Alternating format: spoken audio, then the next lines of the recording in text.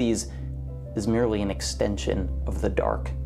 That black, that abyss, that place we cannot see is not merely a fear, it is the fear, the place from which all others are born. I had a dream, which was not all a dream. The bright sun was extinguished, and the stars did wander darkling in the eternal space.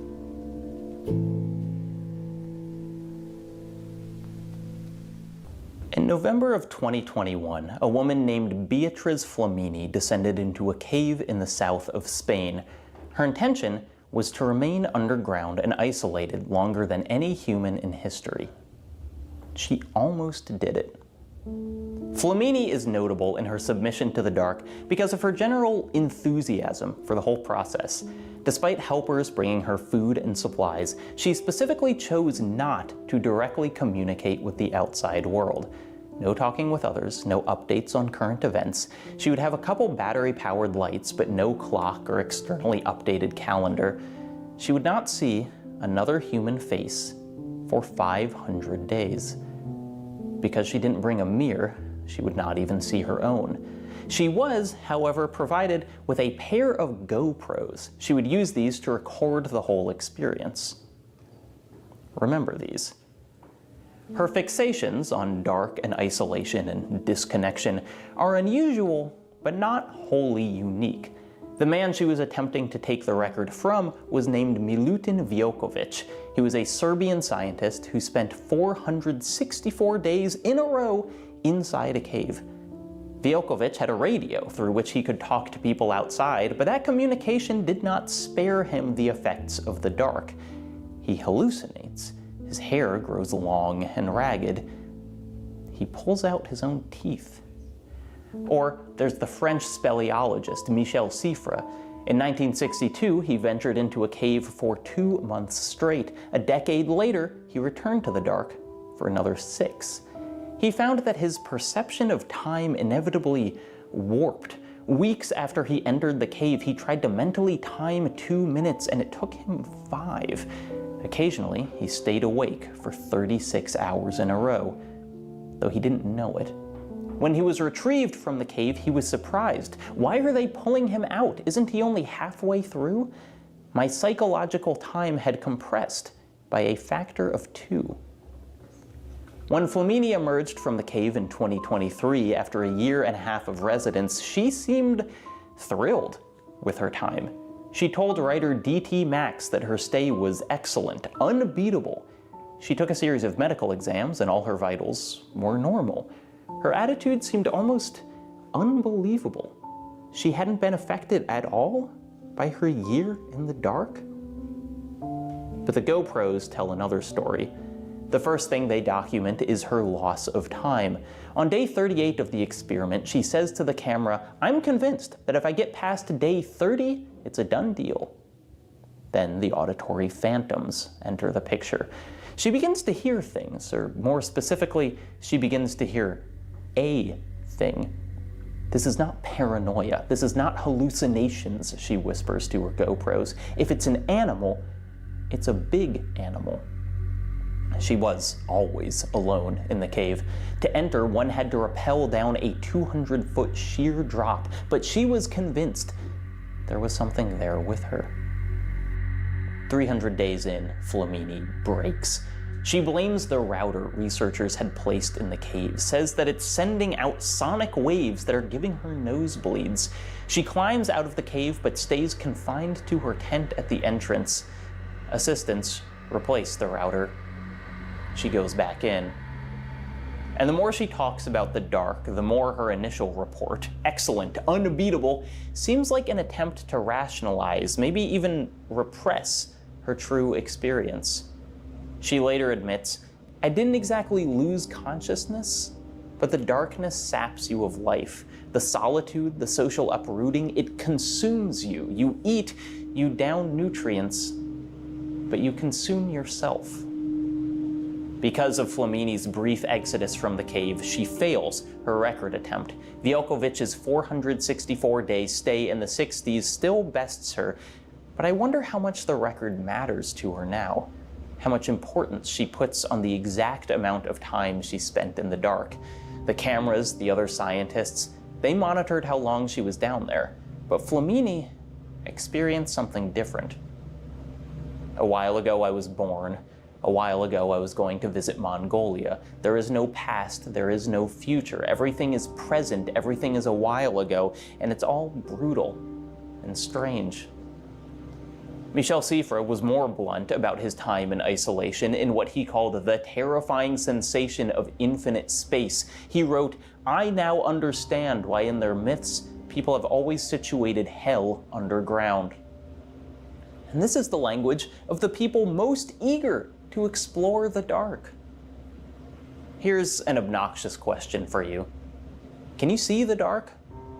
Well, is water wet? Can you see the dark? Say I have a room in my house without illumination. The door is open, but no light can make it past the threshold. Are we seeing darkness in that room? Or would it be more accurately described as an absence of perception? I don't have an answer for you, not one that would meaningfully change your experience of the dark. Semantical explanations can't contend with lizard brain fear instincts. But can you see the dark is a revealing question because it breaks down all the abstract language we so often use to talk about it into a single base anxiety.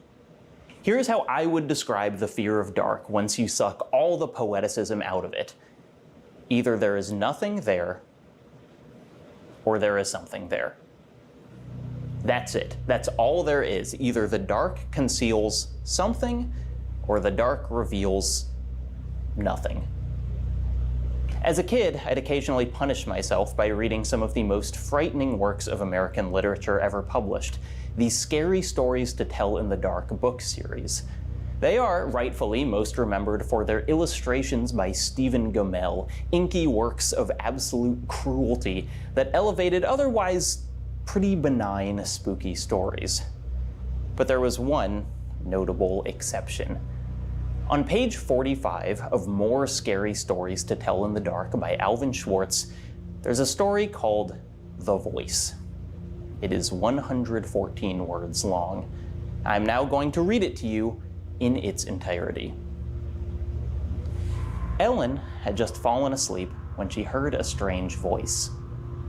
"Ellen," it whispered, "I am coming up the stairs. Now I am on the first step. Now I'm on the second step." Ellen got scared and called her parents, but they didn't hear her and they didn't come. Then the voice whispered, "Ellen, I'm on the top step. Now I'm in the hall. Now I'm outside your room." Then it whispered, "I'm standing right next to your bed." And then, "I've got you!" Ellen screamed and the voice stopped. Her father rushed into the room and turned on the light. "Somebody is in here," Ellen said. They looked and looked. Nobody was there. This story ruined my goddamn life. I was particularly susceptible, I guess. My childhood bedroom was immediately at the top of a flight of stairs. I didn't close my door at night for some reason. And so instead, I would lay in bed and stare down the flight of stairs, darkness pooling at the bottom, and I would think about the two options. There's nothing there, or there is something there.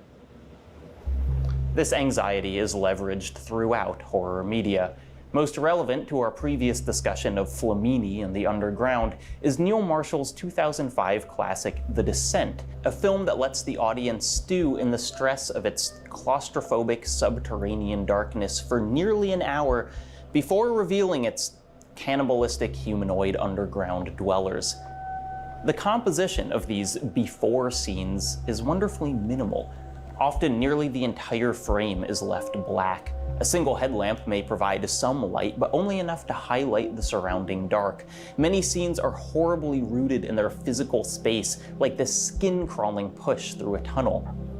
And yet, the film's refusal to further light the frame simultaneously abstracts the space Everything outside the confines of this tunnel exists only as a void, an amorphous threat always on the verge of swallowing the characters whole.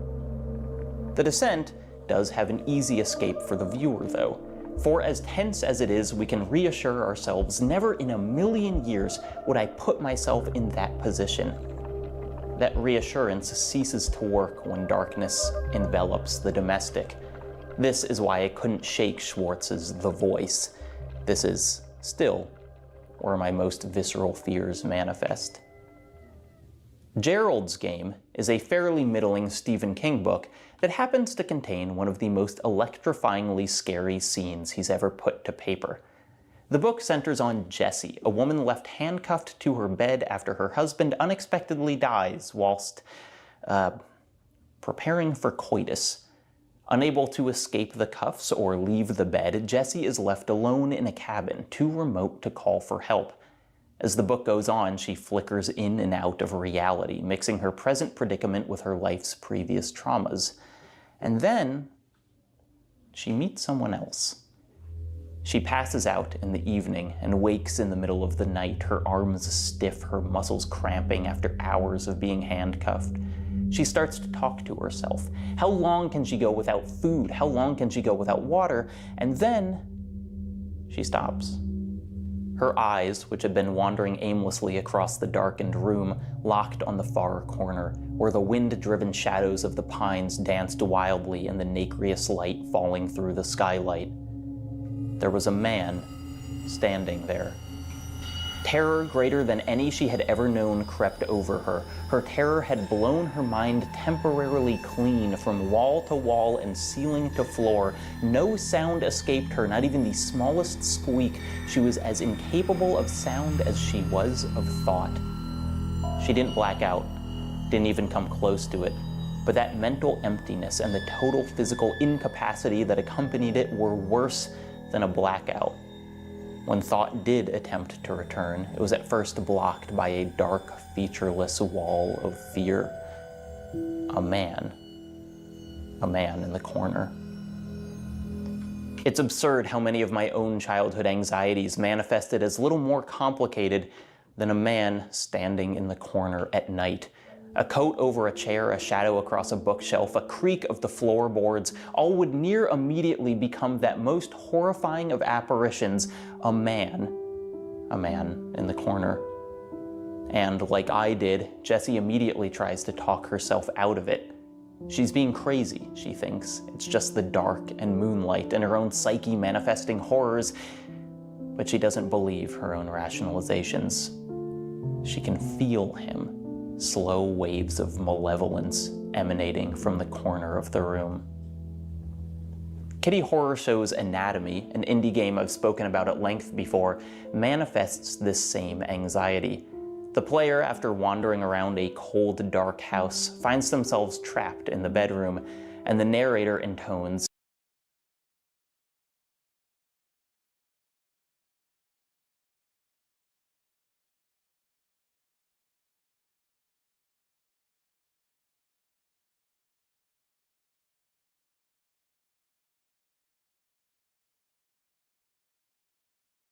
"It is here, in the bedroom, that we are at our most vulnerable. Anything might stand beside us, watch us, keep us company until dawn, and we would never perceive it. We can only pray that the house will not let such things carry on while we sleep. It is here that the house is most likely to betray us." There is a unique menace that a room can hold in the dark, particularly when suddenly awoken into it. The ordinary turned uneasy, familiar corners now posing a single dreadful question. Is there nothing there? Or is there something there? It's the same reason, and I'm embarrassed to even admit this, that I hate looking out windows at night. My body tenses up at the idea that the nothing outside could suddenly hold something. A man standing in the corner.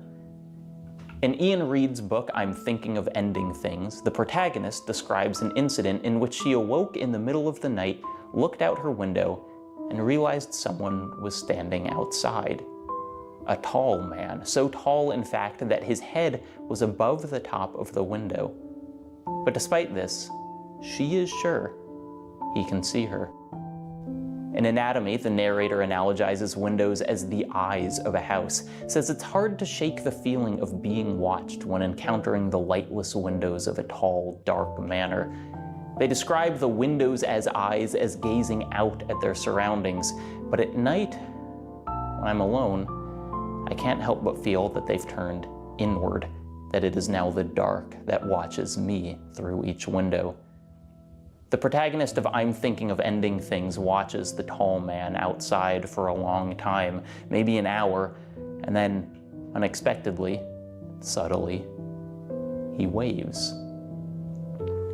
The wave changed everything.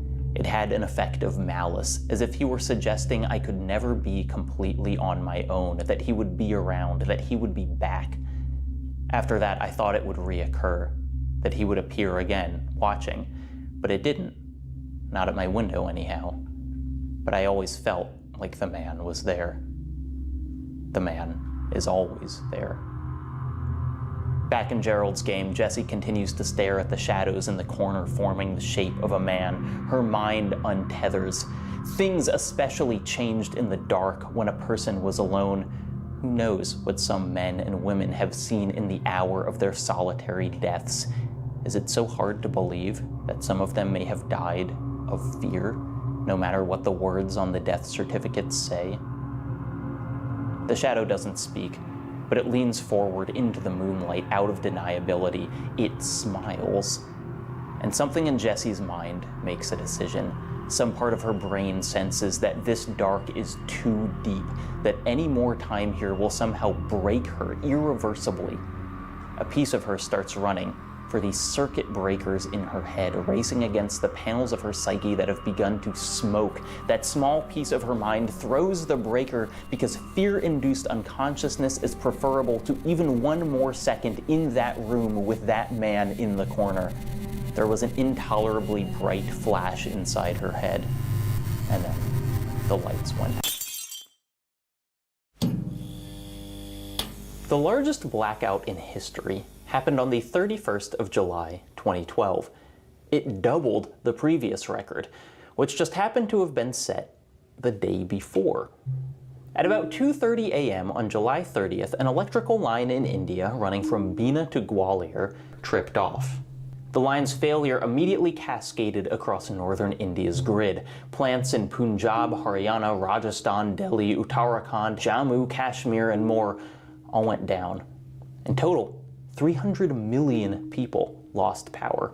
Trains stopped on their tracks. Water treatment plants ceased functioning. Hospitals went dark.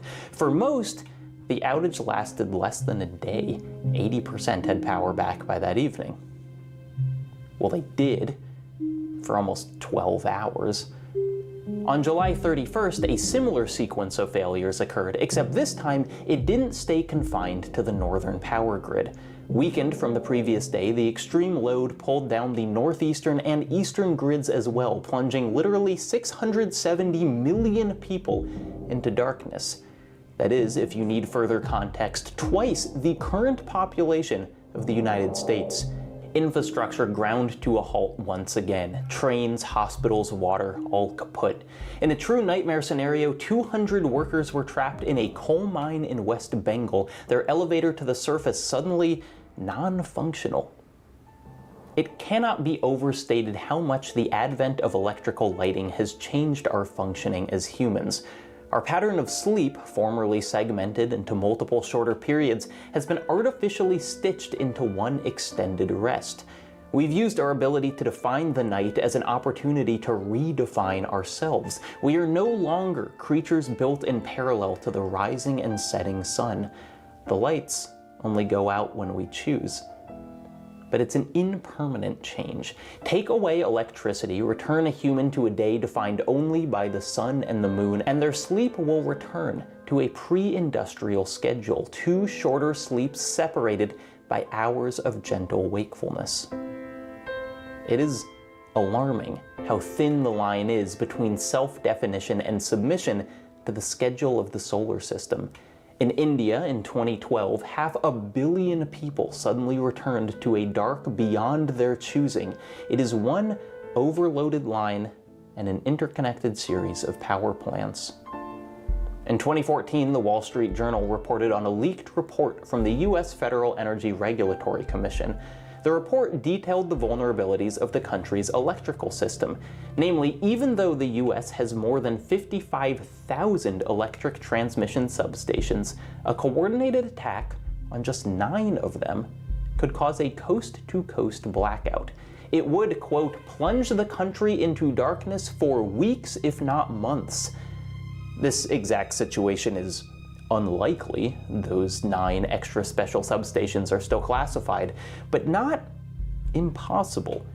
2 years ago, only about an hour from where I currently live, someone fired about 100 rounds into a couple substations in Moore County, North Carolina. The attack took about 20 minutes and killed power for more than 40,000 people in sub-freezing temperatures. In 2013, a similar attack caused $15 million of damage in Coyote, California, though without a significant loss of power. In both cases, the perpetrators have not been found. Since 2022, at least 3 different neo-Nazi groups have been arrested after attempting to attack the US's power grid and cripple the country's infrastructure.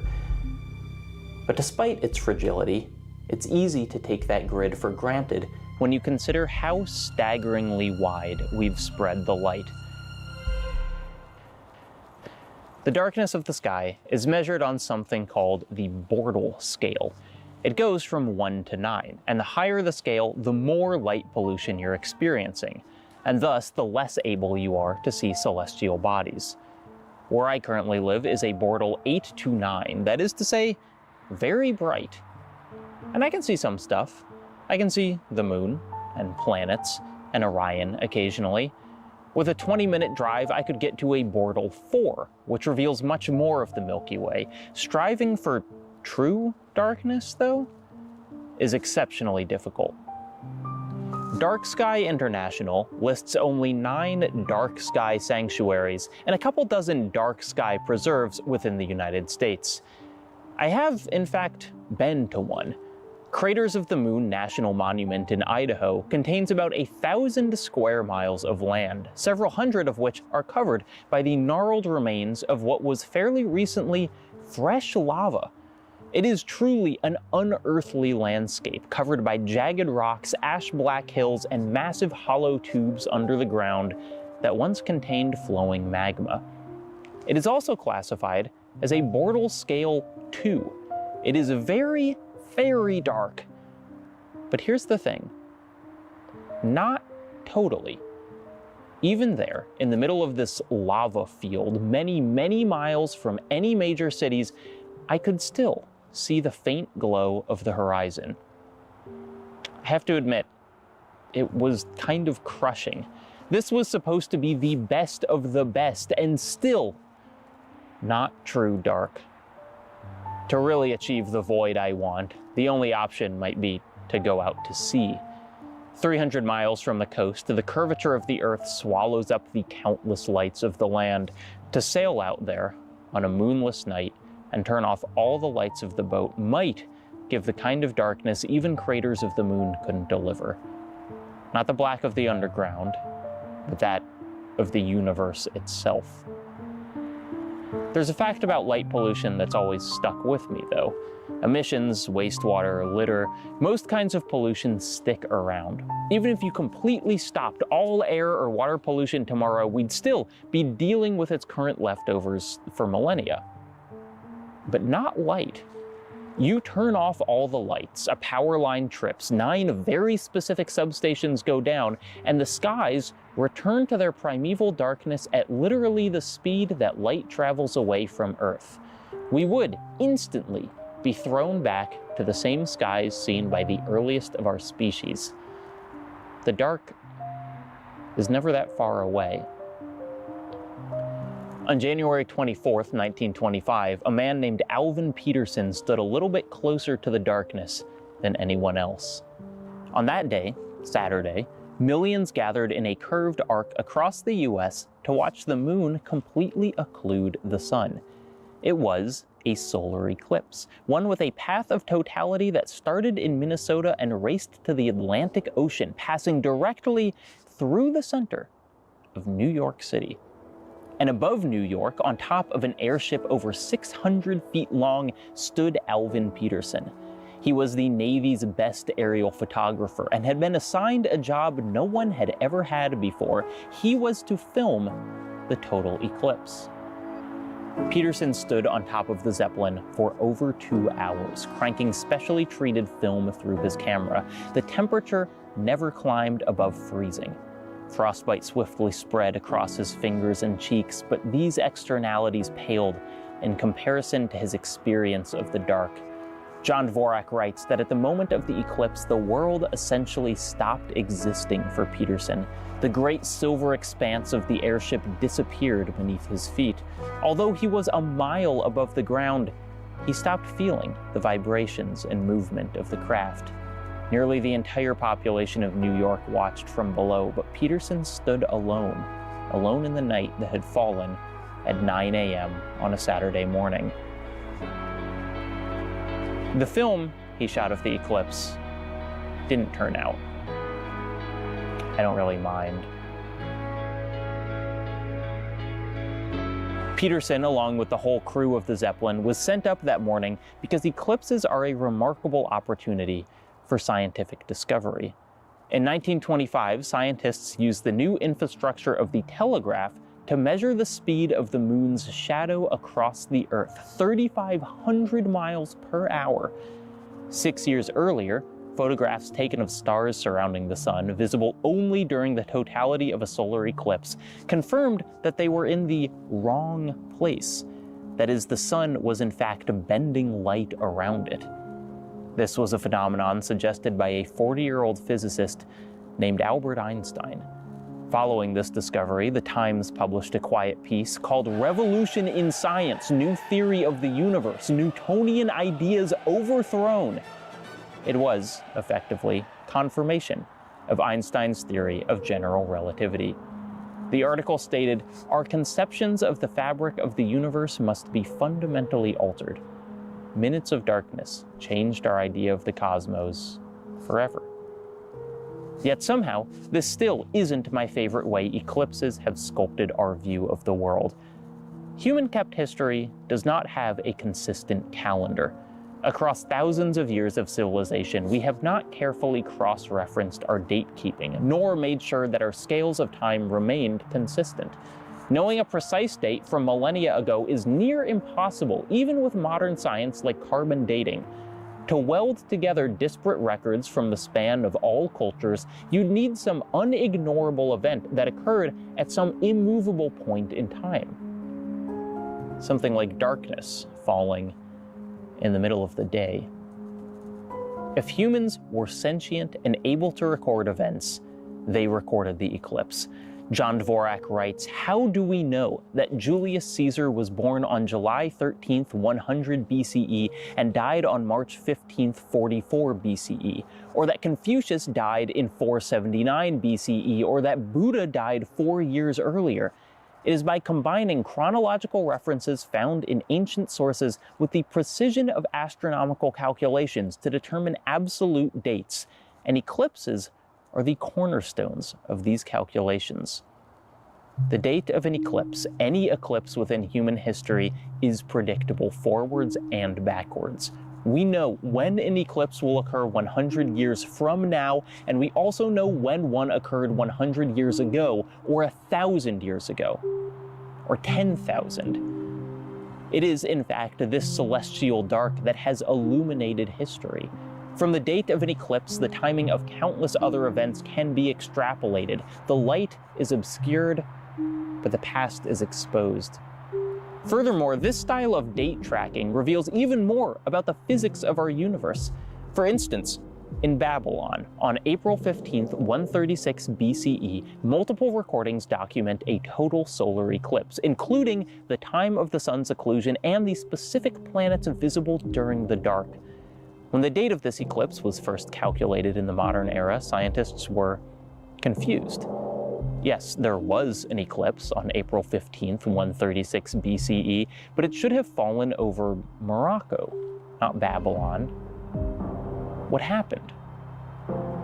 The dark understands more about our planet than we do. What happened is that both the Earth and the Moon are not the same as they were 2,100 years ago. The Earth, very gradually over time, is lending its momentum to the Moon's orbit. In other words, the Moon is orbiting very slightly faster than when that eclipse fell. The Earth, in return, is rotating very slightly slower. You put those two calculations into your model, and the trajectory of the dark across the Earth in 136 BCE shifts a few thousand miles, just enough to blacken the skies of Babylon. We want to make sense of the dark, to see into it and understand it, to shift our knowledge of entire celestial bodies to unravel its obscurity. Sometimes we've found what was waiting to be discovered in the dark. Sometimes it remains impenetrable. As I sit filming this, talking to you, my little camera is struggling to perceive the dark. Before I started filming, I set the ISO for the video, basically deciding my camera's sensitivity to light. Normally, I film at the lowest ISO I can manage, 200 or below. I set up big lights mere feet from my face to achieve this. I haven't done that today. I'm filming at 51,200 ISO. Doing this allows me to sit in much darker darkness while I talk to you. It also invites something else into the frame. Cameras don't see the dark, not really. There are light-emitting photons in this room and everywhere else, photons that are hitting the camera's sensor and being turned into digital signals that will eventually resolve into the image that you're seeing now. In a nice light environment with a properly adjusted sensor, those digital signals are translated into a clear, sharp, detailed picture. I'm not in a nice light environment, though. I'm here, in the dark. My camera is simply not getting enough data to perfectly render this video. Its attempts to make sense of the insufficient data is resulting in something else: digital noise. It might be assigning too much intentionality to say that, like us, cameras hallucinate in darkness. But the artifacts of the dark that show up on both physical and digital film represent what the camera sees when there is not enough light to truly see. Just like us, they are uneasy in the dark, the ever-present photons assuring the camera that there is a something there, while not giving it enough information to tell it what. This is almost the entire hook of Kyle Edward Ball's 2022 movie Skinamarink, an impressively viewer-hostile piece of horror filmmaking. Skinamarink takes place within one house in 1995. Two kids awake to find their parents have disappeared, as have their house's doors and windows. But this narrative isn't really what the movie is about. The camera, often set as high as 100,000 ISO, refuses to focus on the children. Instead, it stares into the dark corners of the house, the shadows on the ceiling, the feeble glow of a nightlight, the black spilling over the top of the stairs. And these shots, which are agonizingly long and still, become about their noise, the camera's inability to penetrate the dark, paired with a heavy layer of VHS static post-processing. In the depths of the house, the viewer and the camera are placed in the same position, staring into nothing, desperately trying to find an image, a pattern, anything in the void. I'm suddenly in my childhood bedroom again, looking down the dark of the stairs, thinking of the two possibilities. There is nothing there. There is something there. In the film's most terrifying scene, one of the children braves the smothering darkness of the second floor and finds her way into her parents' room, where, unexpectedly, her father is actually sitting on the bed. But he doesn't offer any comfort. He doesn't even look at her. Digital noise swims unceasingly around the frame. Eventually, he speaks. Look under the bed. And the camera bends down to find an even deeper dark.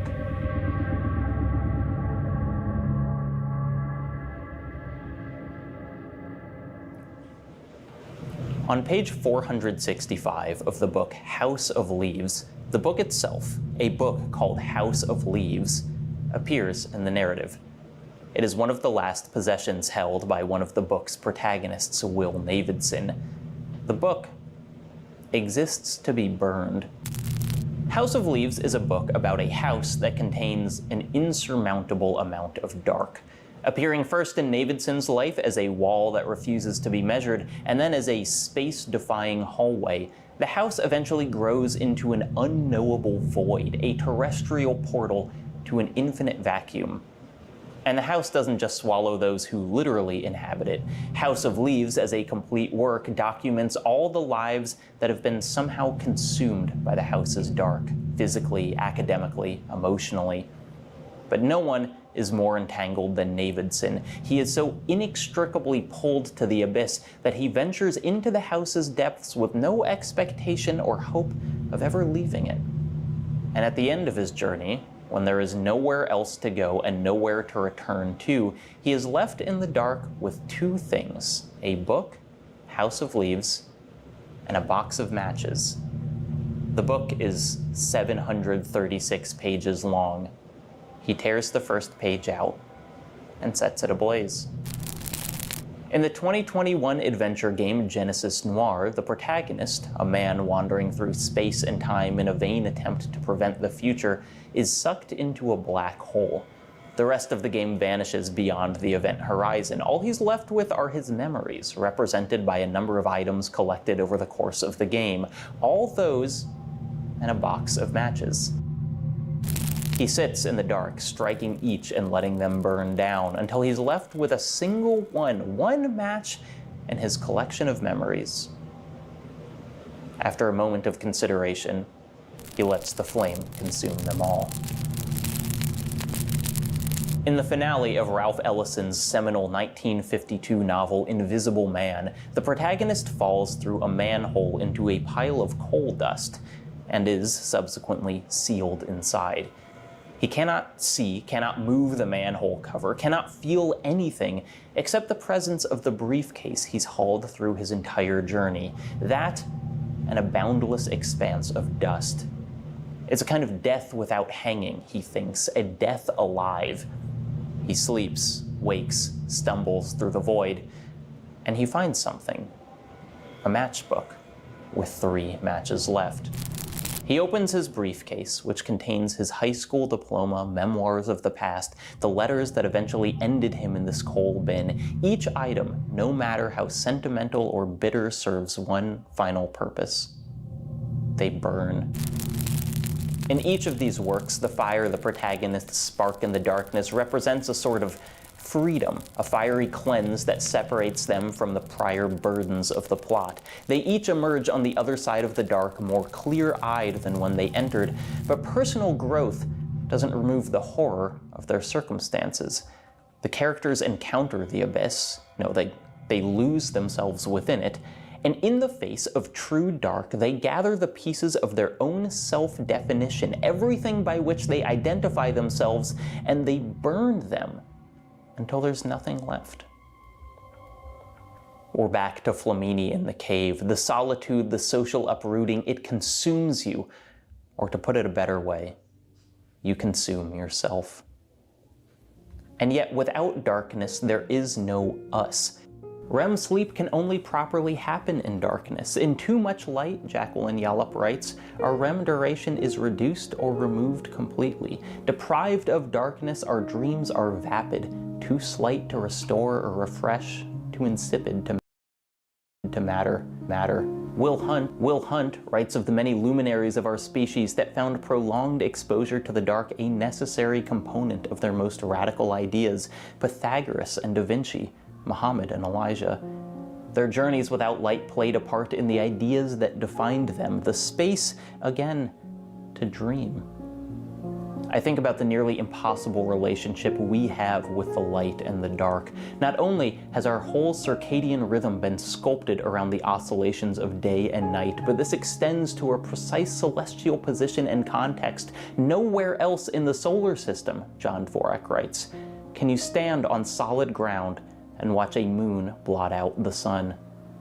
Furthermore, even the Earth will not get to witness this forever. In each moment, the moon moves imperceptibly farther from us. One day, after hundreds of millions of years, it won't be close enough to cover the sun's glow.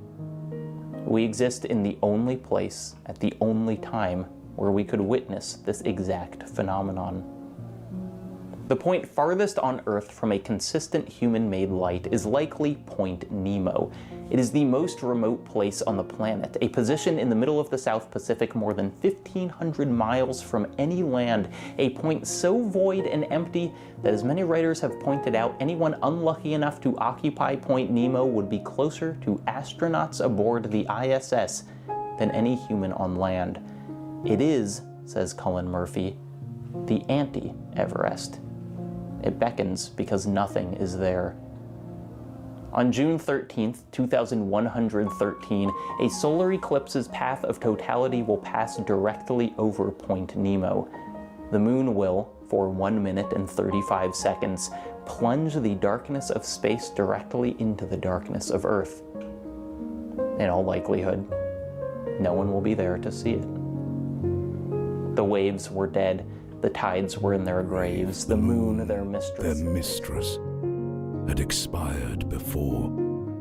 The winds were withered in the stagnant air, and the clouds perished. Darkness had no need of aid from them. She was the universe. Anyone writing about the dark inevitably finds themselves writing about death.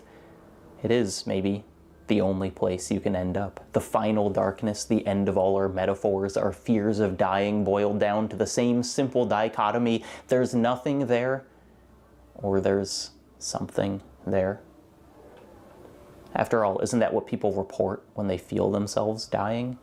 We focus on the moving towards a light, but that destination only exists because they're moving through the dark, through a tunnel, a cave, a basement, an ocean.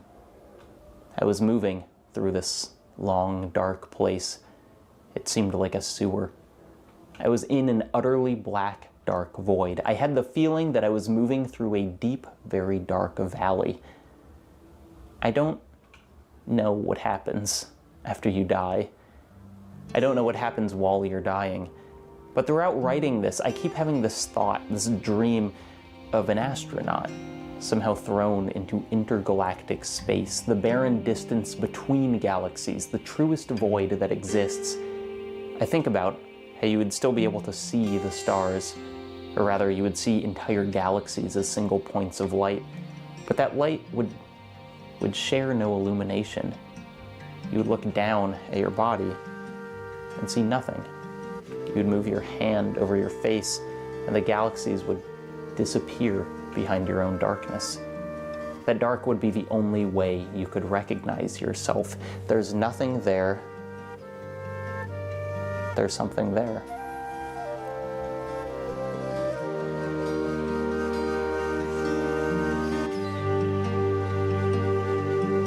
Darkness is not a death, does not obliterate, will not bury you or take your breath away. Darkness will not erase you the way it erases day with night, because darkness is not the clock but merely time falling away from the clock's circular face. Darkness is not the loss but the thing misplaced, not the hammer but the nail in its curved emergence from wood's grasp, not the storm's insurgence but the limbs broken off from their miraculous suspension in a storm how far beyond us. Darkness is not about hearts imperfect as they are, but what leaks through their incorrigible doors, not the stars. is saved, or glide of the dust. Darkness no longer shields the hunter's mask. In search of you, or turns you to its prey. It is only a measure of way or days.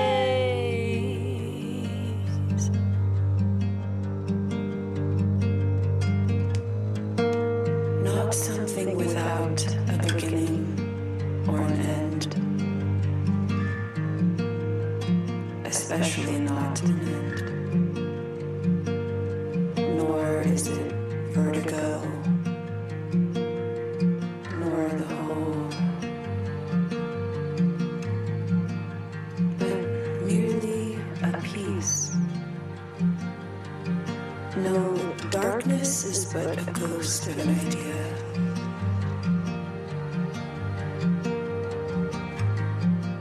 The least remembered, most estranged prayer. And you fear.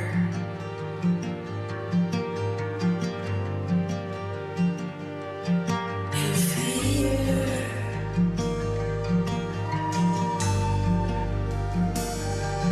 You feel a lingering, you feel the shreds of forgotten years. You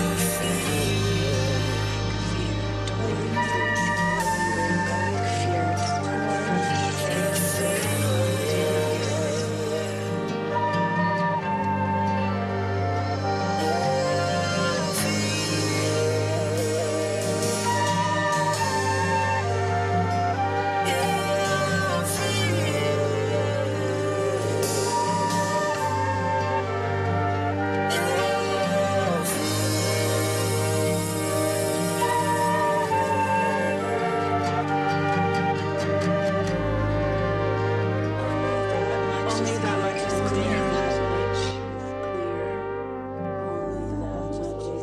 much is clear. Only that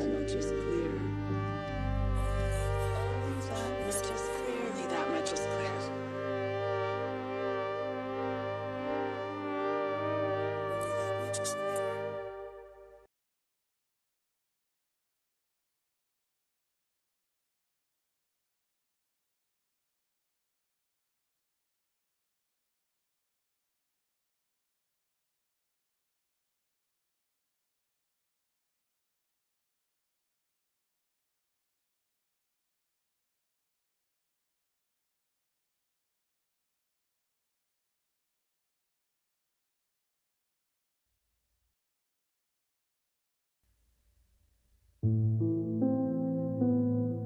The subject of the paranormal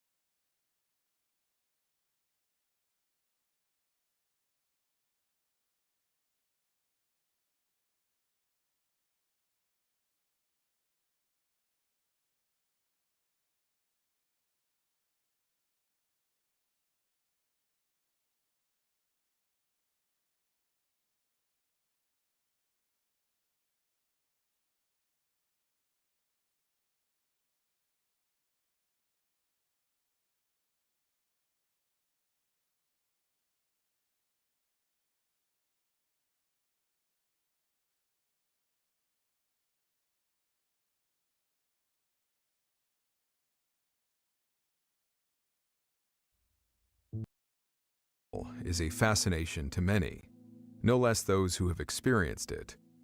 Soldiers fighting on the front lines of any war are clearly no stranger to these experiences.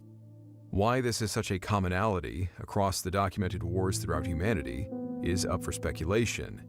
Perhaps where there is much death and suffering, there are often strange and unexplained happenings. But it cannot otherwise be denied that wherever you go in the world, there exists a variety of localized beliefs. So when soldiers with their own set of beliefs and experiences from one part of the world find themselves in a distant country, unfamiliar to them, is it really that surprising when these soldiers then encounter things that the locals have long considered ordinary and routine? Of course, to them, the experience can be terrifying. It's not something they would have ever expected to see. Whether you believe in spirits or not, seeing is believing. And for these soldiers, they are the ones telling us they saw something. This is the Smoke Pit, and these are true stories from service members serving in Iraq about their encounters with something the locals would collectively identify as jinn.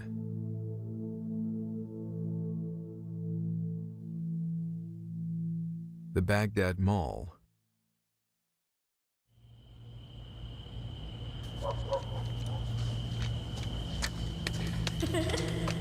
Hey, stop! What's the matter, man? You see somebody? Frickin' kid, man. Scared the shit out of me. Which way did he go? And he ran into this back room over here. Hey! Come out of there, now! Do not make me come in there and get you. Come out, now! Stupid kids, man. Hey, kid. I said, come... What the... Everything all right, man? Dude, I just saw a kid run in here. Did you see him come out? Bro, I didn't see anybody. Are you sure you weren't just seeing things? Fuck you, man. I saw a fucking kid. As much as I'm looking at you right now, I saw a fucking kid run in here. All right, well... maybe you should be the first to go down for sleep shift tonight, huh? To hell with this place, man. Gives me the creeps. This first story was submitted by an Army veteran using the handle @BlackJeepConvertible. He writes, "In Iraq, we lived in a war-torn 4-story shopping mall, which means we also pulled our own security, solo. One of the rooms we used to pull security became infamous for paranormal activity, which started around midnight with eerie, unexplained noises, the activity then peaking around 3 a.m. with crazy, unexplainable stuff. In that room, we sat in a corner, staring out the windows. We would hear feet shuffling and footsteps behind us the entire shift, so we all got used to it. It's not like we had a choice anyways. Then around 3 a.m., the witching hour, crazy stuff starts happening. One of my friends had a giant black trash bag that was lying next to him. It was full of empty Rip-It cans and water bottles that got flung into the air, throwing trash everywhere. He got so scared, he threw his chair across the room and called SOG to spend the rest of his shift with him. We had sergeants chase kids into empty rooms when there was only one door in and out. We were supposed to be the only ones inside the mall.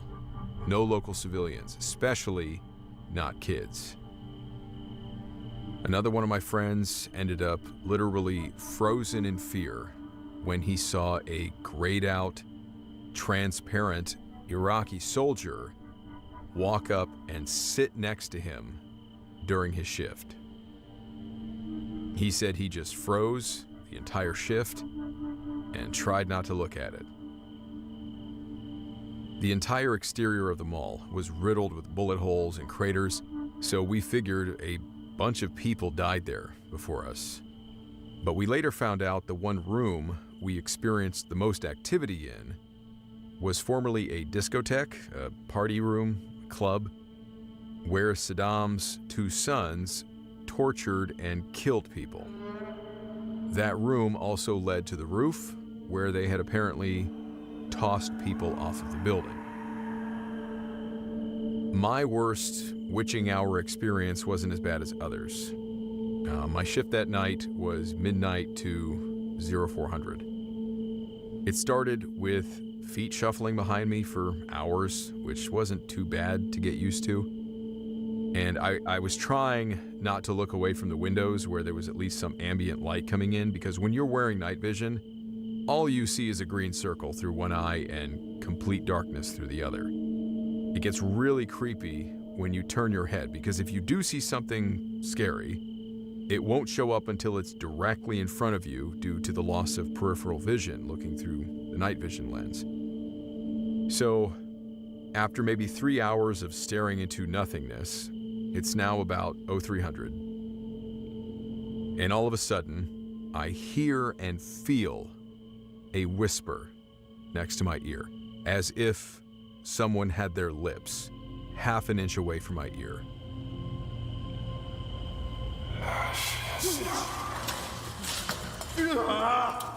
Don't fuck with me.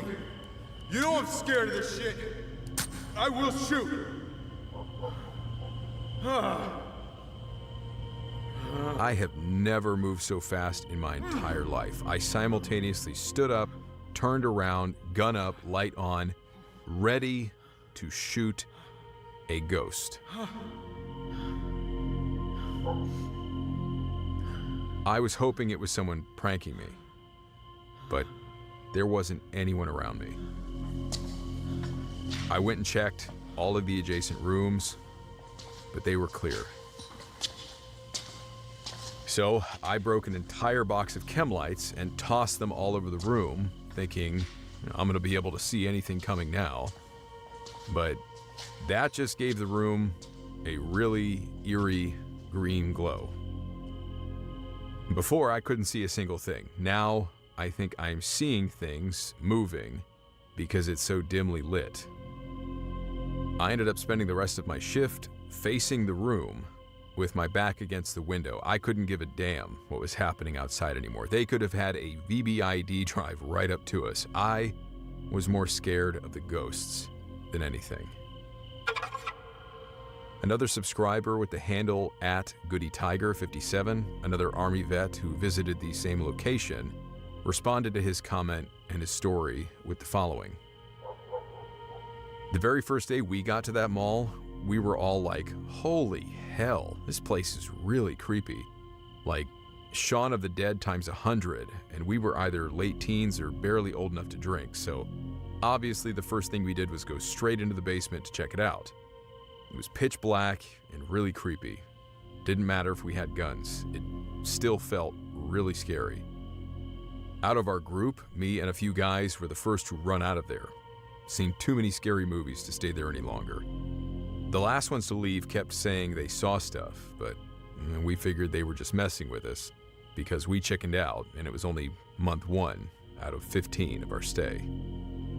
Never really went back down there, as OP6 and the surrounding hallways were scary enough.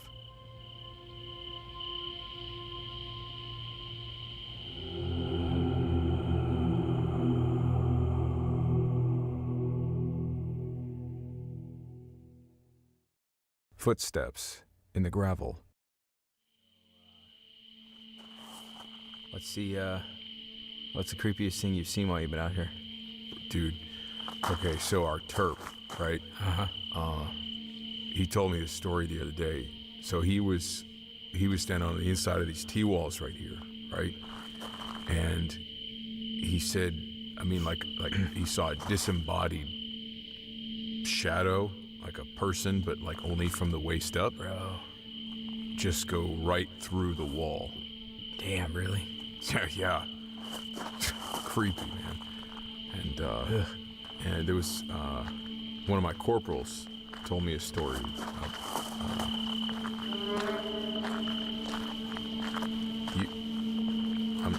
You hear that, right? Yeah. Hello?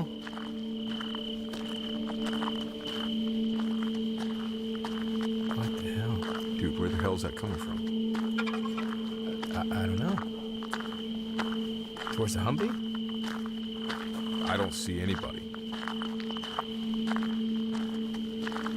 This following submission was also submitted in the comments section from another one of your fellow viewers, who goes by the YouTube handle @JonathanGriffith7759. He writes, Iraq, 2011. We were at a patrol base no more than half a mile from the Iraq-Iran border. We'd black out the base at night for security with a single light at the smoke pit in the middle of the camp. The area surrounding the base had one of the highest casualty rates during the Iraq-Iran war in the 80s. First week there, I'm doing base security at the ECP with the alpha guy from the outgoing unit. It's 2 or 3 a.m., and we get on the topic of ghost stories. He tells me how our terp saw a waist-up apparition disappear through a T-wall, how they started experiencing paranormal things after bringing back a piece of gear they found out on a patrol, and a few other stories. But so the base was covered in gravel to keep the dust down. And as he's telling me about all these things, about all these entities and these stories, we both hear footsteps walking across the gravel toward the Humvee. We can't see anything. We turn on our nods. Nothing.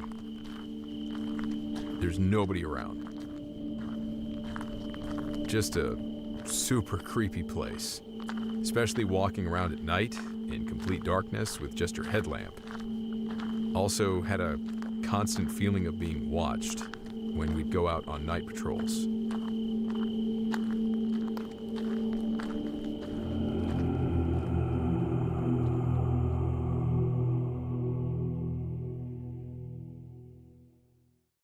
Before we get to the next story, I wanted to thank BetterHelp for sponsoring this episode.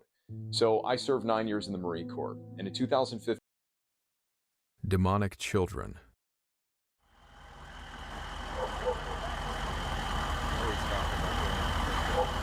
Alright. Keep going straight back. Yep. Keep going. Hey. Stop. Turn him over to the right. This next story was emailed to me in April of last year by a soldier named Tyler. I'll skip his last name. There wasn't any mention of whether he wanted to remain anonymous or not, but he can otherwise out himself in the comments if he likes. He writes, I was with Bravo 2506 101st Airborne. We were stationed in southern Baghdad in Fob Falcon, but were sent out to this little hole in the wall that we called the Doghouse, down Route Senators, off on Route Red Wings, which was southeast of Fob Falcon. The house, or Doghouse, which it was called, was an IED make house that was taken over and made into a base run by our Delta company. Route Red Wings was this long, twisting road that finally split into a Y right at the Doghouse, and we would have static patrols on this road just to have overlapping views along the whole length of the road. At the Y of the road, we had blocked it off, and we weren't allowed to drive farther south beyond OP Red, so we had these Jersey barriers set up on the roads to keep traffic from coming up from the south. And one night, we were being relieved from our static positions, and from there we would go on QRF, a quick reaction force. We would back up our trucks into this driveway, and I was always the last truck to back in, so I would pull security down the two roads that were blocked off. Now, like most places, the Iraqi homes, the buildings, they had these privacy walls around them, which are block walls with broken glass on top of them. And the area between the road and the wall was often this low scrub brush. So I sat there watching out over the roads and this brush. Now, mind you, it's about 03 in the morning. So we're backing the trucks up. I'm sitting up as the turret gunner with my 240 Bravo mounted on the Humvee. Complete darkness, using our nods, and we're acting as ground guides, telling the driver which way to go. Otherwise, we would drive off the driveway, and there was about a 3-foot drop. So you had to pay particular attention while doing this. And suddenly I spotted some movement in my nods. And I looked over to this wall in the scrub brush, and I saw this kid, about maybe 12 years of age, staring down at the ground. What immediately struck me was that he seemed to be glowing. There was this aura of white light all around him. Of course, I thought that was strange, so I immediately lifted up my nods, and I couldn't see him anymore. So I put my nods back down, and there he was, about 30 yards away. And as I stood there looking at him, I couldn't help but think, wow, this kid's almost angelic. There's no blemishes in this shitty, war-torn area in BFE. Now, these people were dirt poor, but this kid looks, like I said, angelic, especially with this white light, this aura around him. And about this time, it was almost like this kid could hear what I was thinking, and he looked straight at me, meeting my eyes, and he smiled, and then it happened. As I was looking at him, his face twisted. The only thing I can and have ever been able to compare it to was in the movie, Passion of the Christ, where Judas betrays Jesus and all of the little kids' faces are all twisted and looking evil. That's the only thing I could think of. I have no other way to describe this child, if I could call it that. It turned and started to walk towards me. And I am just thinking, what the hell is this? And then, as if it could tell I was frightened, it began to jog and then went into a dead run right at me.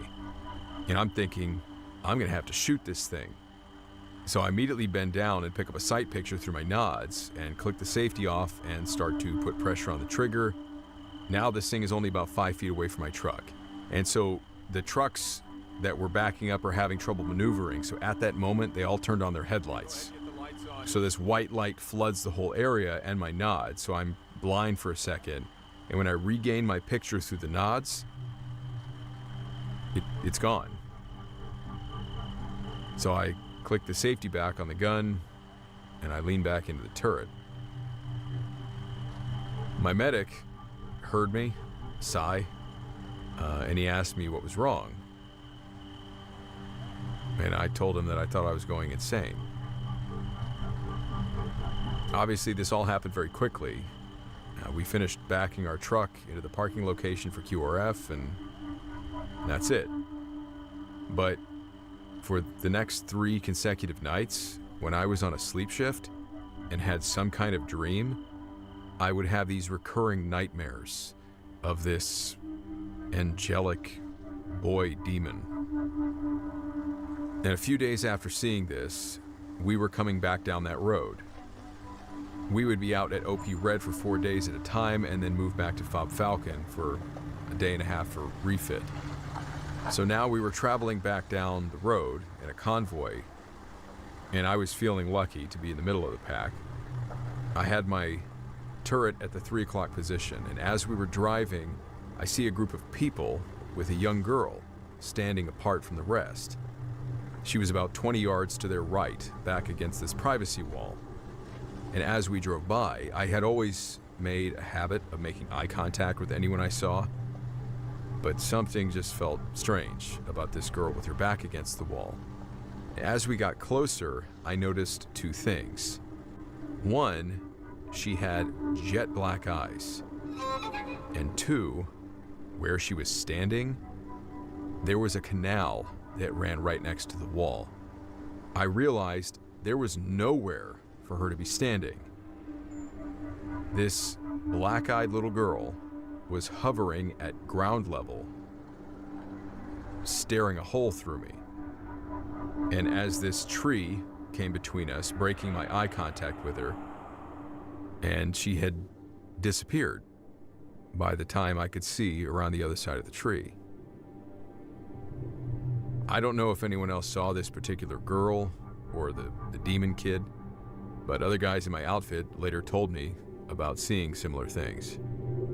I'm convinced that that land is cursed. This story really still freaks me out. And I still get chills thinking about it.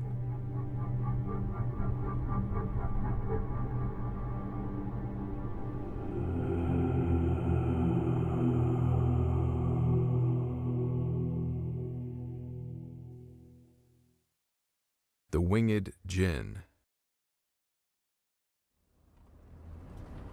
Hey, Doc. I did just want to say I'm real sorry. I heard about your family. So, I hope you have a safe trip. Heads up. Damn, bro. IED? The hell's going on? Hey, radio him up. See what's going on. Here you go. Hey, what's up? Why'd you stop? Something flew in front of the HV.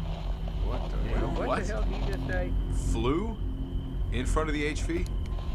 Yes. Did you guys see anything? No. We didn't see anything.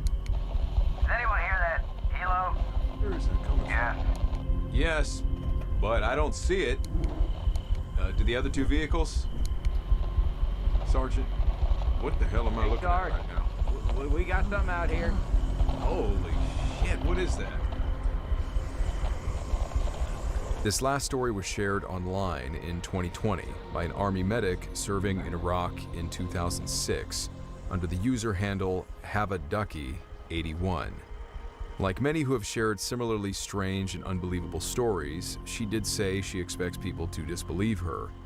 She said that in addition to not reporting this incident for obvious reasons, she and her fellow soldiers avoided sharing this story to avoid the ridicule. But she insists this story happened exactly as she describes it. She writes, "My unit in the U.S. Army was deployed to Iraq in April of 2006. We were in Ramadi. It was 123 kilometers, 77 miles outside of Baghdad. I was in a Humvee heading to Baghdad for emergency leave due to a death in my family. It was close to midnight. The Humvee I was in had 3 others and a turret gunner. The 2 other Humvees with us had the same, 5 total people in each, with 1 truck in front of mine and 1 in back, so we're the truck in the middle. I didn't have my rifle due to having already been checked out on leave. So all of a sudden, the Humvee in front of us slams on the brakes hard. And we all figured it was a possible IED or VBIED. The team leader and our HV radioed the lead HV. Just then, in the desert off the highway, all of us saw what looked like a black figure. It looked like a huge bird, and it looked like smoke was emitting from it, a blackish, greenish smoke with a bit of a blue tinge.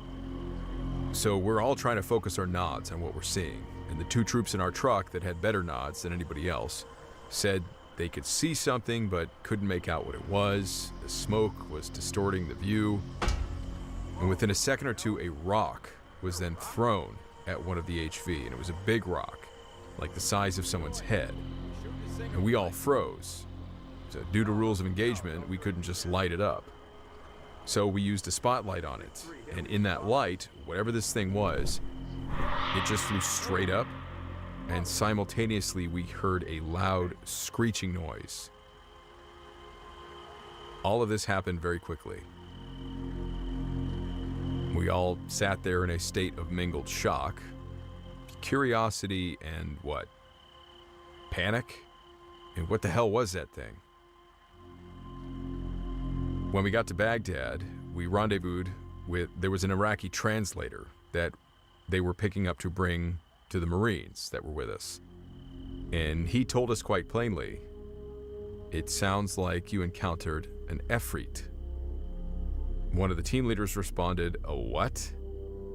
An Efreet, this guy said, a winged jinn.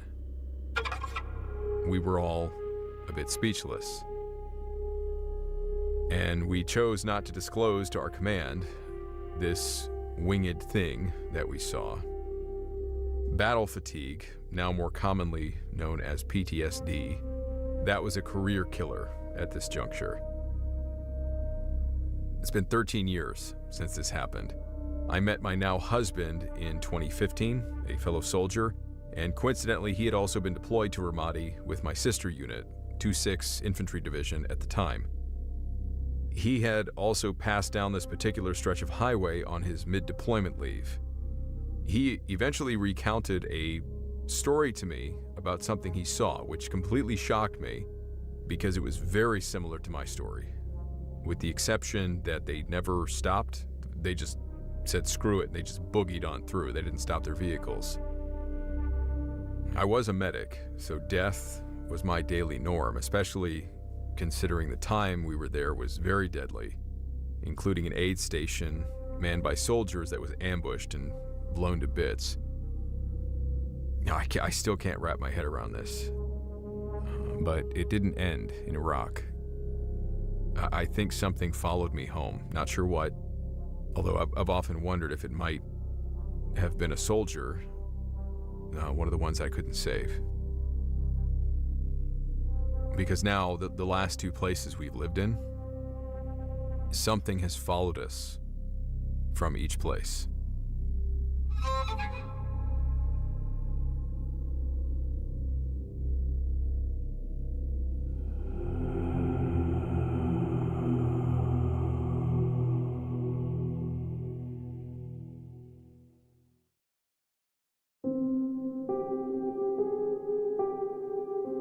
For the living, death is an awful thing to bear witness to. And certainly that is much more the case when it is to the degree that an Army medic or any of these soldiers encountered it. It weighs heavy on the mind, long after the experience has ended. Sleep deprivation and hallucinations are often attributed to many stories like these, along with combat trauma. And of course, that is within the realm of possibility when it is something that only one person is seeing. So what about what these soldiers saw? What comes to my mind is what the character Hamlet once so eloquently put it to his obstinate friend. There are more things in heaven and earth, Horatio, than are dreamt of in your philosophy. Whether from the creative and abjectly curious mind of Shakespeare more than 400 years ago, or from the minds and memories of the soldiers who have lived and breathed these strange experiences in much more recent years, the subject of death has long remained a question mark for mankind. As the aggrieved figure of Hamlet stated while contemplating his own demise with a sharp bodkin in hand, he called death an undiscovered country from whose bourne no traveler returns. But had Shakespeare encountered what these soldiers have described, creatures that can sometimes be seen and sometimes not, perhaps he would have reconsidered that possibility. That of something traveling back and forth between the veil that separates us, the living and breathing, from the unknown.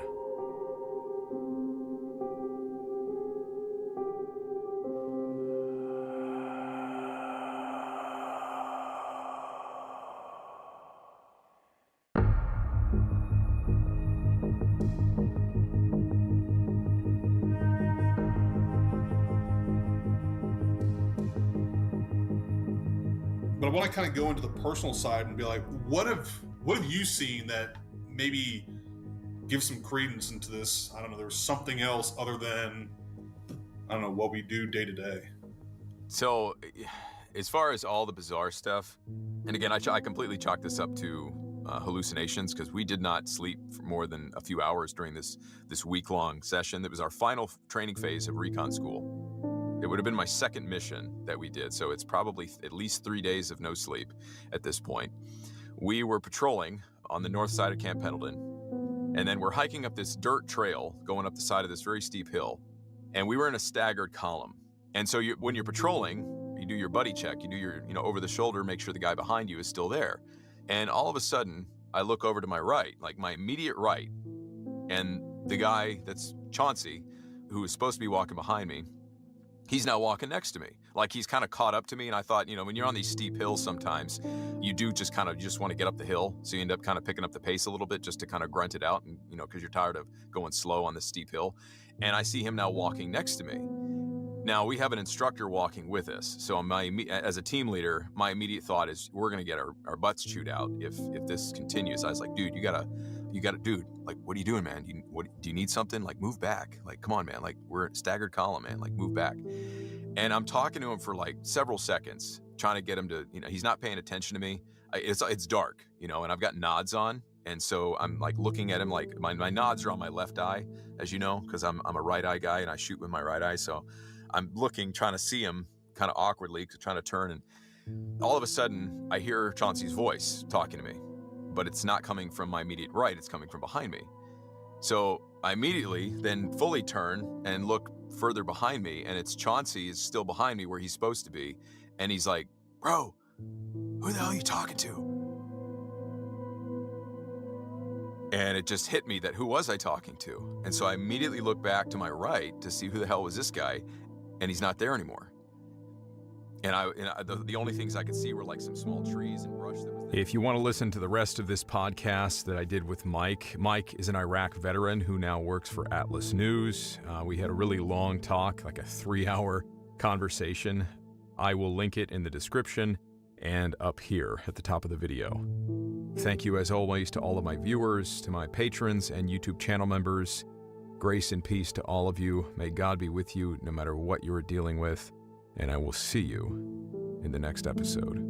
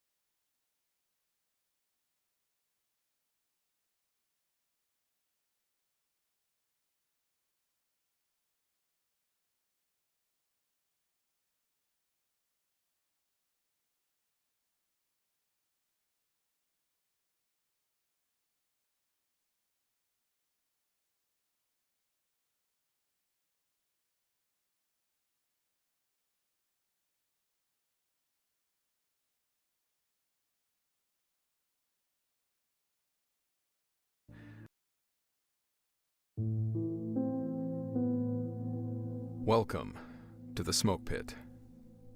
In the military, a smoke pit is obviously where troops go to feed their nicotine addictions, but also it's a place to swap stories, funny, tragic, and most certainly bizarre. The kinds of stories that aren't usually welcome in a professional work environment, where soldiers are meant to remain serious and focused on their work. The telling of such unbelievable stories is thus relegated to the smoke pit. Here on Wartime Stories, we do not discriminate. While the main focus of the channel is military-related stories, the smoke pit is open to anyone, active duty, veterans, and civilians from all walks of life. But in this episode, we will be hearing from 3 former service members. Chris, a veteran of the Canadian Army, a U.S. soldier who we will refer to by his YouTube handle, Sector SOS, and Uriah, a U.S. Marine.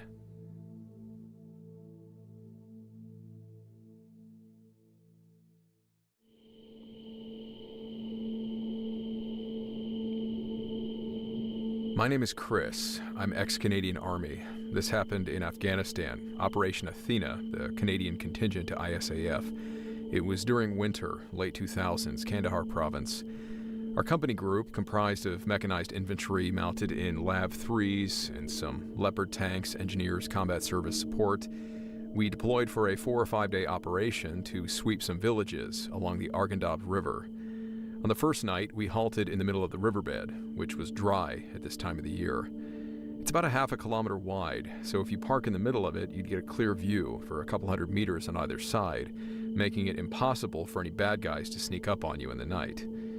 For these kinds of overnight halts, we'd stop in a big circle with the fighting vehicles, tanks and LAV-3s, around the perimeter, facing out, while the support vehicles parked in the middle.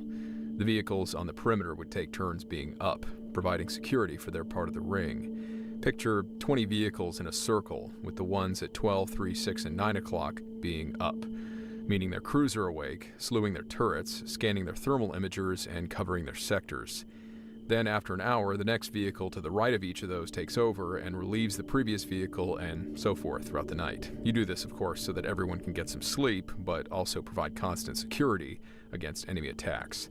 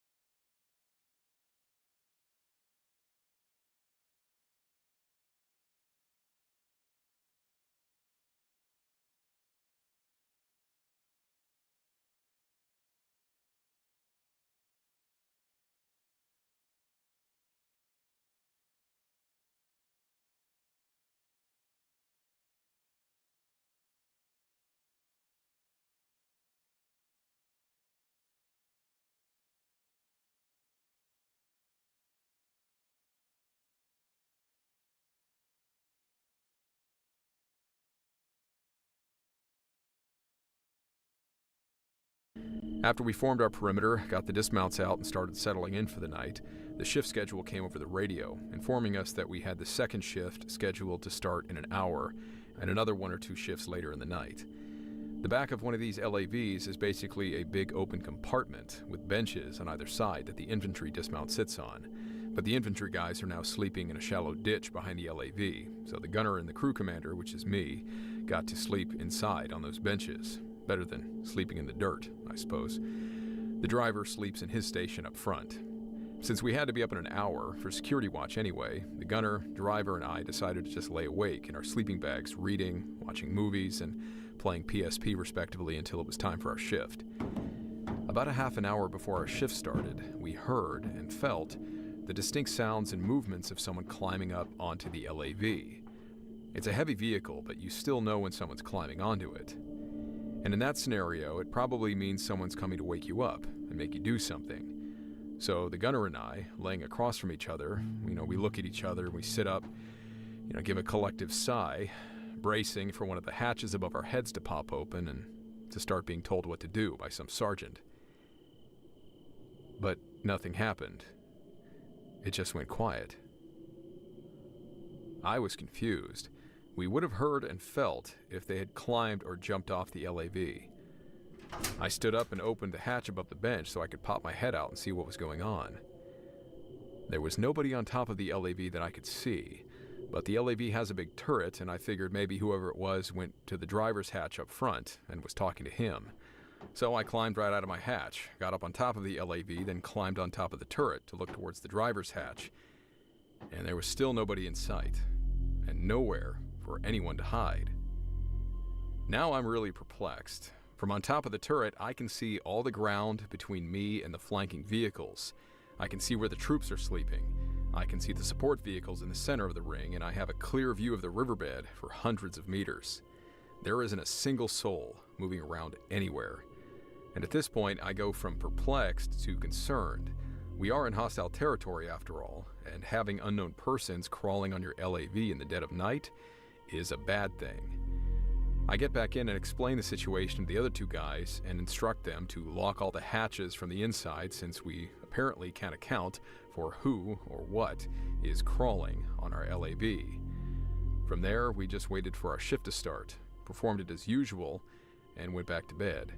We heard no other mysterious people or things crawling on top of the LAV. But the next day, our driver told us something crazy. That next morning, our company group moved to the first village we were sweeping, so we dismounted our infantry and then provided overwatch with our turret. As soon as things quieted down on the radio, the driver got on the intercom and told us something else happened later that night. He said that at some point between shifts, he decided he couldn't sleep and started watching movies on his laptop. As he was zoning out, all of a sudden, he felt a hand on the back of his head that brushed forward over the top, running fingers through his hair. He whipped his head around, expecting to see one of us had crawled past the turret to mess with him, but nobody was there. The gunner and I did not believe him at first. We thought maybe he was trying to scare us by adding to the weird experience we had earlier that night. But after a while, it became clear he was being dead serious. He was genuinely creeped out. In the days that followed, we became convinced that something supernatural was going on with that LAV. We debated trying to investigate whether any of the previous occupants of that LAV had been killed. These vehicles stay in Afghanistan for the entire occupation, and they're handed from outgoing troops to incoming troops when the tour rotations happen. We decided, however, that we probably just didn't want to know, and we're better off just ignoring it. Nothing else happened for the rest of the tour, either in that LAV or anywhere else in our company, at least that I know of.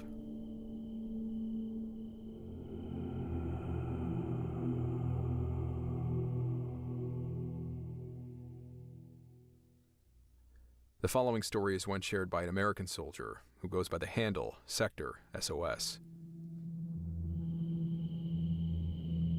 I served in Afghanistan, Kunar province, back in 2010-2011. This one particular incident happened during one of my platoon's observation post, or OP, guard duty rotations.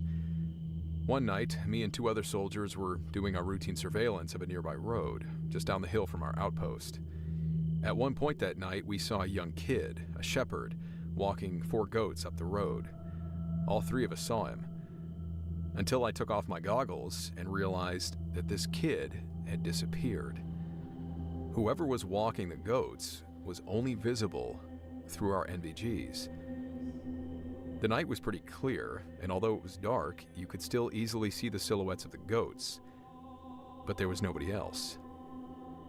We could clearly see him with the goats through our goggles, but as soon as we would take the goggles off, he would vanish. Goats were there, but that's it. No person. But with the goggles, he was clearly visible. Until this day, none of us who witnessed it could explain what it was, or what we saw that night, but all 3 of us saw the same thing. We did actually report the incident. It was sort of brushed off by our immediate commanders and platoon leadership, but the story spread like wildfire and went up the chain of command, all the way to our CSM. And a week later, all 3 of us were coincidentally chosen for a random urinalysis, a drug test. Coincidence? Thankfully, we had 0 tolerance for drug use and none of us tested positive for anything. But yeah, it was definitely the weirdest thing I've ever encountered. You could possibly write it off, that I was seeing things from being tired, but I wasn't the only one that saw it. All 3 of us did. We were watching it for over 20 or so minutes until it disappeared from our point of view. There, in Peck Valley, it was also rumored that during the patrols, because of the mountains and steep cliffs, some soldiers reported that the wind against the rocks sounds as if someone is whispering.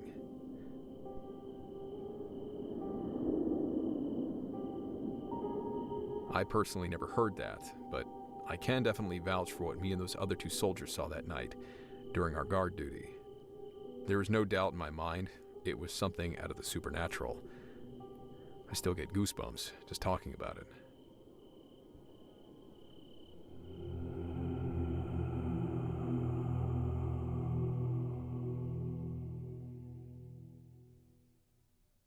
This final story was shared by Uriah Steffenhagen, a U.S. Marine.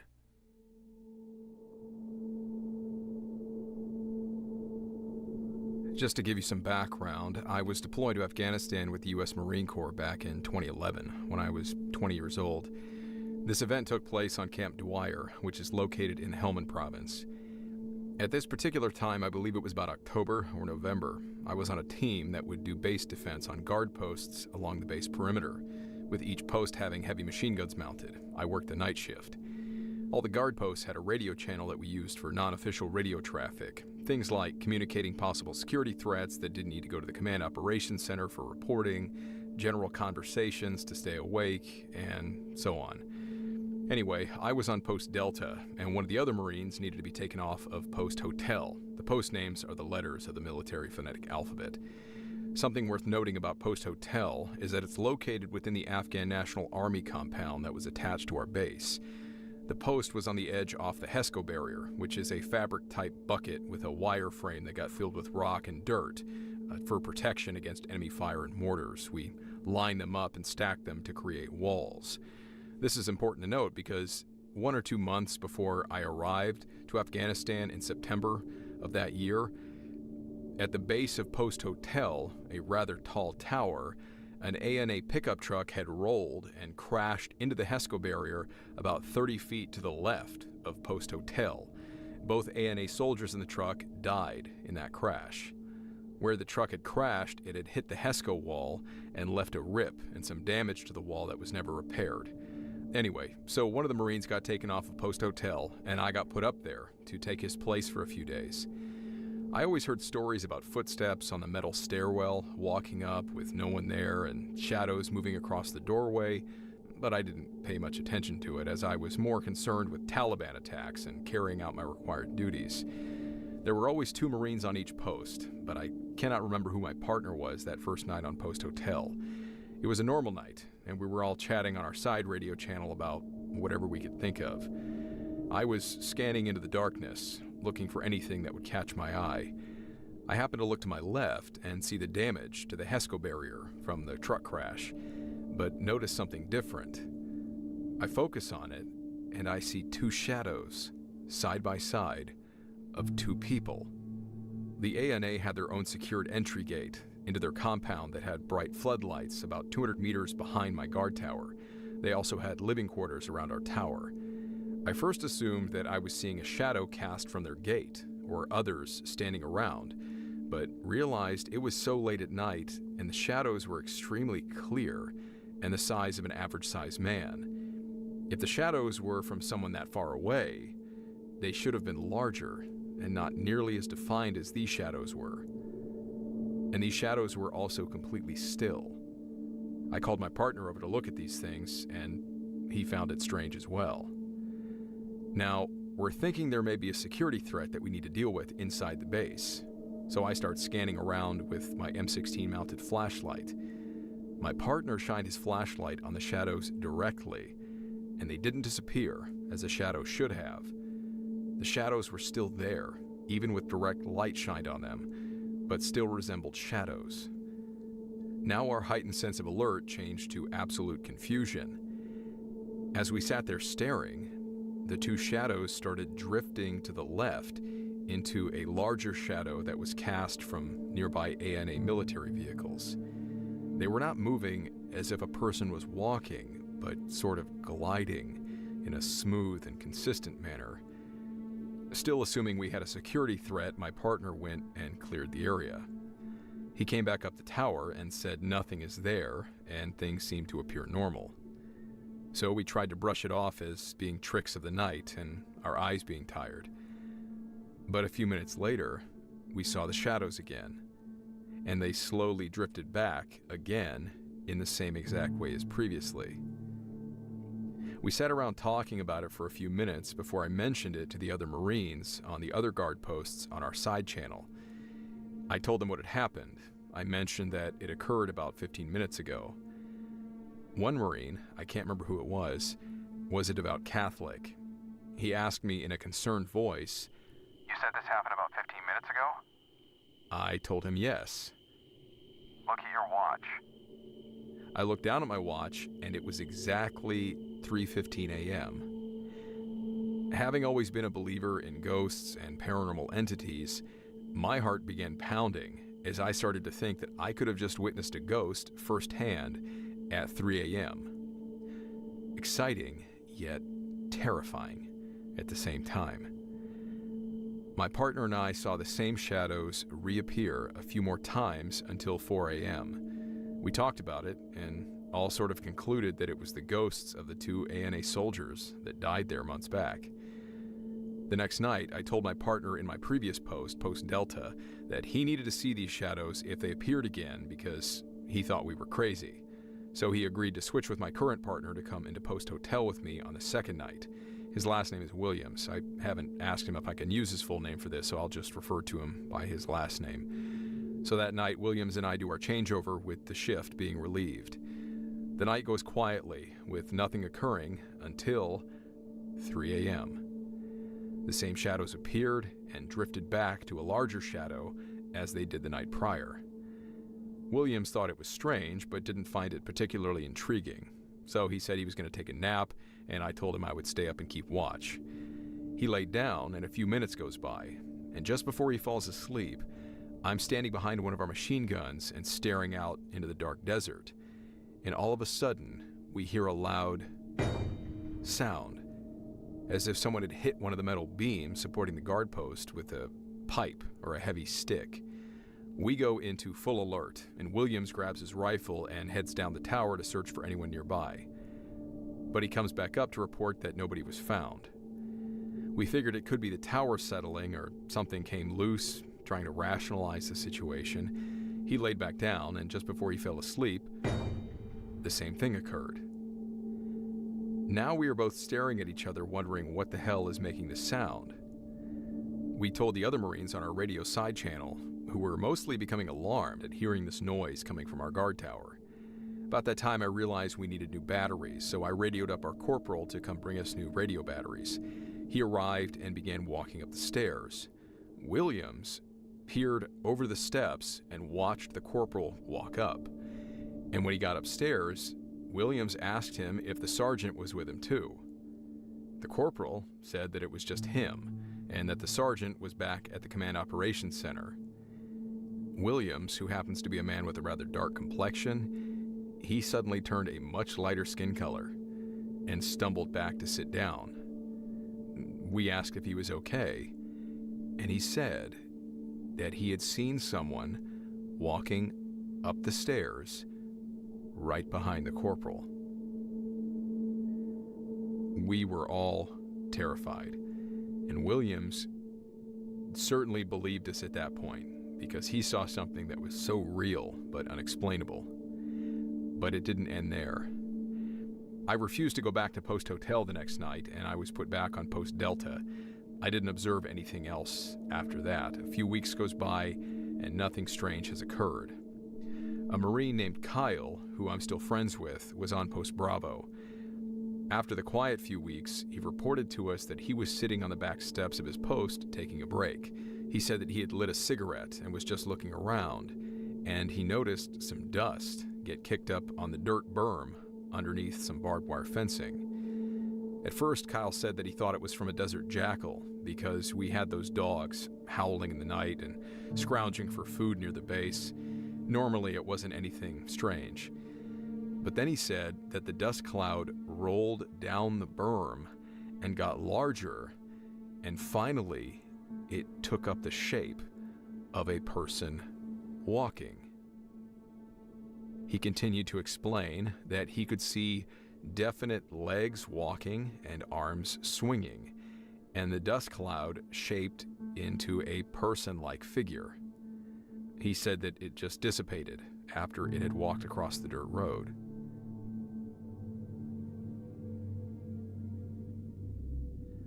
Aside from that, we had some other strange occurrences. Banging noises on our portable toilets, mounted machine guns pivoting on their stands without anybody touching them, so on, all without explanation.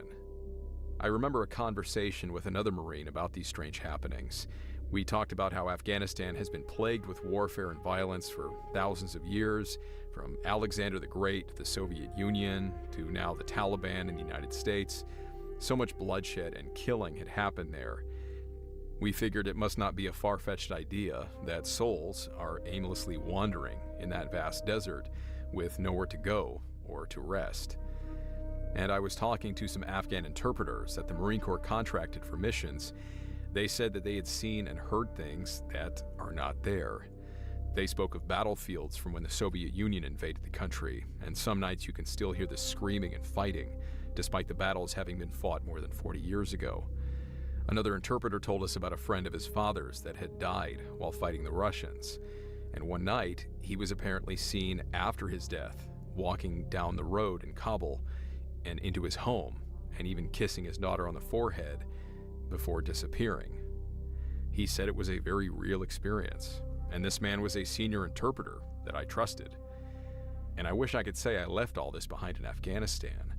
But fast forward to when I returned to the U.S., I'm at my home on base where I was stationed. I lived with my wife and 2 dogs. After I returned to the U.S., something strange happened quite often. I would wake up in the morning and find a set of my wife's shoes crossed over, making the shape of a T or cross directly under the doorframe to our bedroom. At first, I thought it was from my dogs, until it happened countless times for a few weeks. I was certain something must have followed me home from Afghanistan.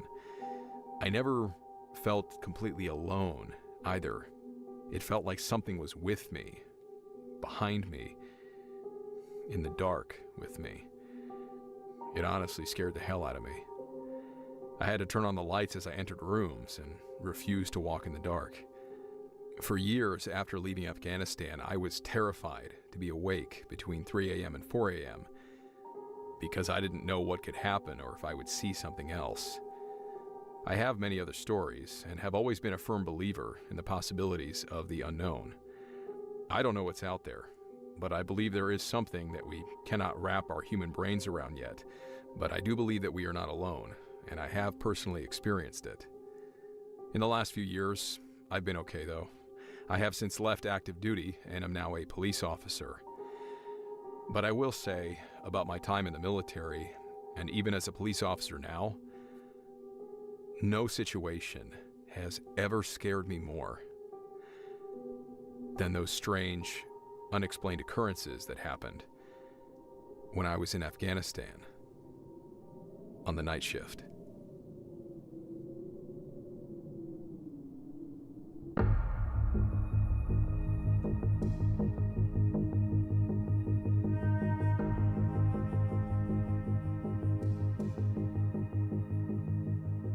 To Chris, which is a pseudonym since he asked to remain anonymous, to Sector SOS, and to Uriah, thank you for allowing me to share your stories here. Being a Marine Corps veteran myself, I can't speak for Canada, obviously, but I dare say the American Veterans Administration does not offer compensation for supernatural trauma. That is not a service-connected injury, to my knowledge, nor do they offer any assistance with ghosts that might have followed you home. So with these kinds of stories, perhaps they should take that under consideration. But I certainly hope your experiences don't haunt you too terribly. Perhaps at some point I'll find a place to share a few of my own experiences I've had while out patrolling at night and seeing things through my own NVGs. But in my case, I'm fairly certain they were hallucinations, and I was the only one who saw anything. But what these stories do remind me of is that the military is something of a no-nonsense kind of environment. You can't go on about strange encounters and insisting that you saw something unbelievable, because your name might just get passed up the chain of command until the sergeant major knows who you are by name, and for all the wrong reasons. I came back from a 3-week training school in 2011, SEER School, a survival and evasion school aimed at training you, how to conduct yourself if you're captured. They teach you how to survive in the wilderness, how to build shelters, how to, build animal traps, that sort of thing, how to evade capture. And if you are captured, which they do force you to be captured because it's a training scenario, how to resist interrogation and how to even escape from captivity. Now I think on it, I'm pretty sure that's the school I was heading to when I thought I saw a UFO from my airplane window, the story I shared in a previous episode. I might have said I was heading to the airborne school in Georgia, but I'm pretty sure I was flying to Maine, possibly Chicago, and then to Maine to attend SEER. It was a tough couple of weeks. Middle of March, it was up in northern Maine. We were basically in Canada. Must have been 8 to 10 feet of snow on the ground, and I know it was that deep because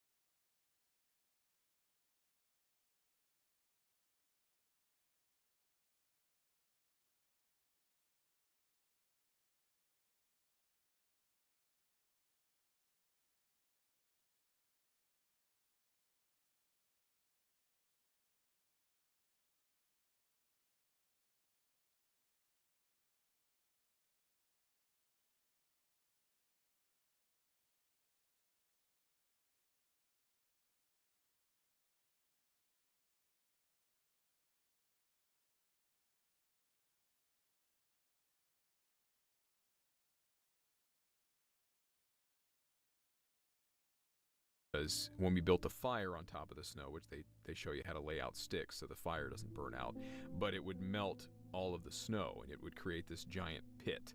And I fell into the pit trying to put another log on that fire, and that's how I knew I couldn't get out because it was so deep. People had to pull me out. But once you're in the full-blown field training, they don't feed you much for at least a week, maybe 5 or 6 days, but I think it's like a week, maybe more. To put that kind of hunger into perspective, one, I was just chewing on tree bark and things like leaves and things that I thought might be edible. But when they did feed us, I had to kill a rabbit with my bare hands, and then I was cramping. My muscles were cramping really bad at this point, and I told the instructor that, and his advice was for me to eat one of the eyeballs from the rabbit.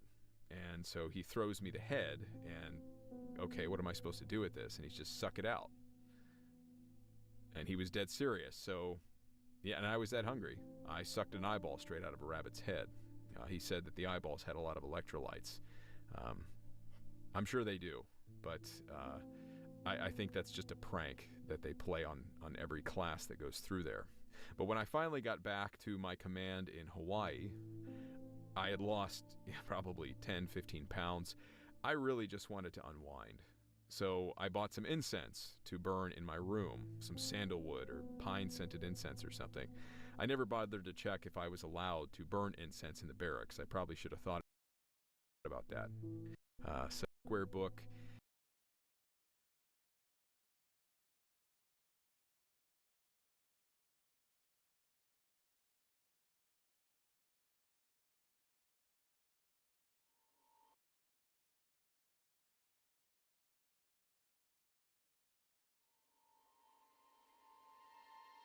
Of all the nations known throughout recorded history, there aren't many that hold the proud distinction of having never been conquered or colonized by invading forces. Afghanistan is one of these select few countries. Alexander the Great, the Persians, the Mongols, the British Empire, and the recent hegemon of the Soviet Union have all attempted to subdue this Middle Eastern nation. All have failed, thus cementing Afghanistan's place in history as the graveyard of empires. But what is the secret behind the country's enduring resistance against the invading forces of foreign, often more powerful armies?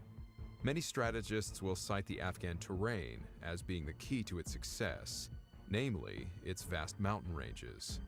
Their vast network of uncharted footpaths, valleys, overlooks, and cave systems have proven effective in concealing even entire armies from the eyes of their enemies. In more recent years, the British, Australian, Canadian, and American troops tasked with rooting out insurgents from within this imposing landscape have no less faced an overwhelming task. There are some among these men, however, who found the task all the more unnerving. While exploring these mountains on foot, flying unmanned aerial vehicles overhead, and interviewing local villagers, these men realized that the mountains of Afghanistan